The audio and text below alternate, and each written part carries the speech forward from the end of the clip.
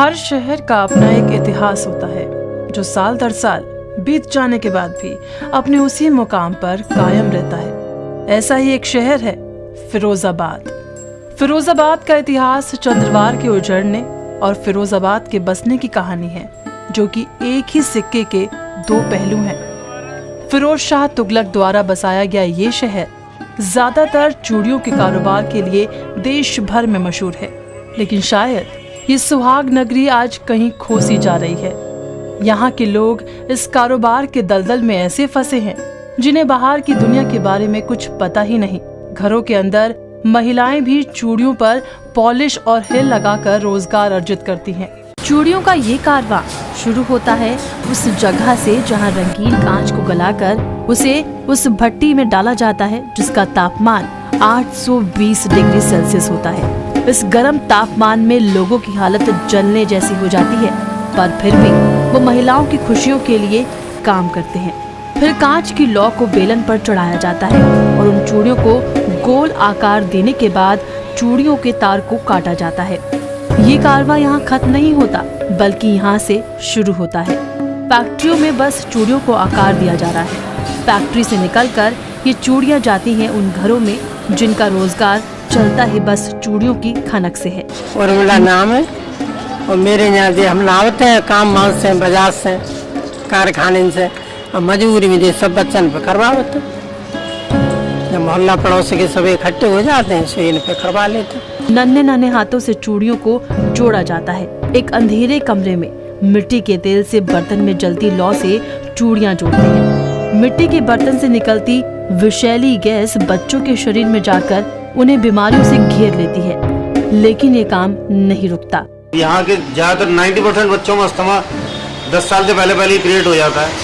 अब अगर आप फैक्ट्रीज में जाके देखें तो कांच जिस मटेरियल से असेंबल होता है उसमें आर्सेनिक जैसा जहर या लस्टर जैसी चीजें होती है। लस्टर मतलब लोहे को भी खाया जाता है। जब यही बॉडी में जाएगा तो आप अंदाजा लगा सकते हैं कि इससे बोन टीबी जैसी शिकायतें भी अक्सर आती हैं। जुड़ने के बाद ये चूड़ियाँ जाती हैं उन गलियों में जहाँ इनको सजाया जाता है। सजावट का काम भी यहाँ पर बच्चे और महिलाएं करते हैं। चूड़ियों पर होने वाली सजावट में भी बच्चों का बहुत बड़ा हाथ होता है।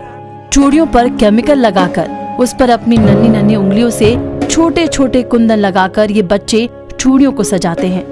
केमिकल से उनके हाथों की उंगलियां गलने लगती हैं, लेकिन उनको ये सब बस एक खेल लगता है जो कि वो अपने घर वालों के साथ खेलते हैं और उन्हें ना अपनी उंगलियों की फिक्र है ना ही अपनी आँखों की। लेकिन उन मासूमों को ये नहीं पता कि उनका ये बचपन कांच की चमक में खोता जा रहा है। रोजगार की इस दौड़ में ना तो अच्छी आमदनी है और ना ही अच्छी सेहत। चूड़ियों के एक बेलन की कीमत मात्र 3 से 4 रुपए है, जिसको लगाने में लगभग आधा दिन निकल जाता है, जिस वजह से ये मासूम धीरे धीरे अपने भविष्य से भी दूर होते जा रहे हैं। मेरा नाम बनाया, मैं स्कूल, पापा मजदूरी करते हैं, मैं स्कूल नहीं जा पाता, लेकिन क्या करें, हम भी मजदूरी करते हैं इसलिए स्कूल चले जाते हैं। साइंटिस्ट बनना चाहते हैं इसलिए। मेरा नाम डॉक्टर सुधा कुलश्रेष्ठ है। हमारे यहाँ जो बच्चे पढ़ते हैं वो बहुत ही निम्न स्तर के होते हैं, बहुत गरीब घरों से होते हैं। वही बच्चे होते हैं जिनके माता पिता फीस अफोर्ड नहीं कर सकते हैं और मजबूरी में स्कूल में भेजते हैं। लेकिन उनके साथ ये मजबूरी होती है कि बहुत गरीब परिवार के होते हैं और जब तक वो अपने बच्चों से काम नहीं कराएंगे, मजदूरी नहीं कराएंगे तो उनको पूरे 2 टाइम का भोजन जुटाने में भी बहुत दिक्कत आती है। पढ़ाएं जब पैसा तभी तो पढ़ाएंगे, जब पैसे नहीं तो पढ़ाएंगे कहाँ से बच्चों को। इसलिए काम कराते हैं और पढ़ाते भी हैं। जो पढ़ जाए वो सही है, नहीं पढ़ जाए वो सही है। ये मासूम धीरे धीरे अपने भविष्य से भी दूर होते जा रहे हैं। उनको लगता है कि चूड़ियाँ ही उनकी कमाई का एक जरिया है। पढ़ाई से रोजगार का तो उन्हें पता ही नहीं। मैं सुधीर भारद्वाज। वैसे शिक्षा का काम फ्री का काम है, सेवा का काम है। ये पैसों से भी करना पड़ रहा है, फिर भी हम बहुत सारे लोग हैं कि हम प्रयास करते हैं और यहाँ कुछ परिणाम नहीं आ पा रहा। एक बच्ची एक बार आई कि वो मैं पढ़ना चाहती हूँ, तो हमने कहा बिल्कुल पढ़िए, यहाँ पढ़ने के लिए है कि वो मेरे पास कक्षा 4 और 5 नहीं है, लेकिन मेरी उम्र ज़्यादा हो चुकी है। तो मैंने बेटा तुम अब तक क्यों नहीं पढ़ी? कि मैं 3 में पढ़ी थी यहाँ, फिर चली गई थी। मेरे भाइयों का किसी भट्टे वालों का कर्ज था, तो वो भट्टे वाले मुझे और मेरे भाई को जबरन उठा ले गए थे और मैं 4 साल भट्टों पे मैंने काम किया। और जब उनका कर्जा पट गया तो उसके बाद हम छोड़े गए हैं और अब मैं आई हूँ, तो लेकिन अब मैं पढ़ना चाहती हूँ। तो हमने उसे कक्षा 6 में एडमिशन दिलवाया। वो वास्तव में ओलम भी नहीं जानती थी और धीमे धीमे उसके साथ प्रयास किया गया। आज वही सोनम नाम की लड़की कक्षा 7 में हमारे यहाँ पढ़ रही है। पढ़ने में बहुत मजबूत नहीं है, लेकिन उसकी इच्छाएं बहुत अच्छी दिखती हैं। मेरा नाम सोनम है। मैं 5 तक पढ़ी थी और मैं 5 तक पढ़ी। मेरे भाई स्कूल में भट्टे पे लगा ले गया था। भैया ने कर्जा लिया था इसलिए उन्होंने पैसे लिए 10,000। इसलिए हम भट्टे पे गए और 2 साल काम किया था। इसलिए हमारी पढ़ाई भी छूट गई।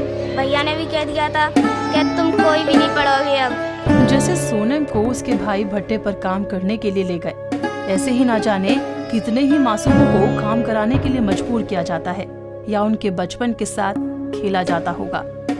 सजावट के बाद ये चूड़ियां जाती हैं गड्ढा बाजार।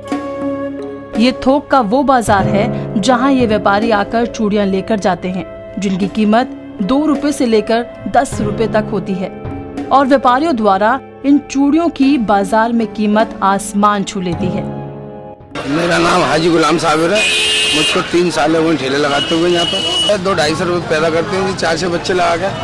और ये दुकान वाले हमें बहुत परेशान करते हैं। 10 बजे दुकानें खुल जाती हैं जी और हमको कहते हैं हटाओ ठेले हटाओ। 10 बजे से पहले दुकानें खोल देते हैं, 7 बजे तक दुकान खोल देते हैं और हमें परेशान करते हैं कि ठेले हटाओ, यहाँ से हटाओ। और कोई हटाने का, हम लोग हिंदू मुस्लिम भाई सब भाईचारे से रहते हैं। यहाँ पर सब ठेले लगाते हैं यहाँ पर और यहाँ में इतना धंधा हो पाता है ज़्यादा 150-200 रुपये बस मुश्किल से पैदा हो पाते हैं। कारोबार की इस दौड़ में बड़े बड़े लोगों के साथ साथ बच्चे भी शामिल हैं। बाल मजदूरी यहाँ आम बात है। चूड़ियां, जिसे सुहाग की निशानी कहा जाता है, जो कि महिलाओं की जिंदगी में अपनी खनक भरकर उनको खुशियां देती है। पर क्या कभी किसी ने सोचा कि ये कितने लोगों के दुख से होकर अपना आकार लेती है? चूड़ियों का ये बाजार चलता है महिलाओं पर और उनकी खुशियों पर, लेकिन ये खुशियां ना जाने कितने बचपन को कुचलकर महिलाओं की हथेलियां सजाती हैं। और आज यही सुहाग का शहर खो गया है, जलता जा रहा है कांच की भट्टियों में।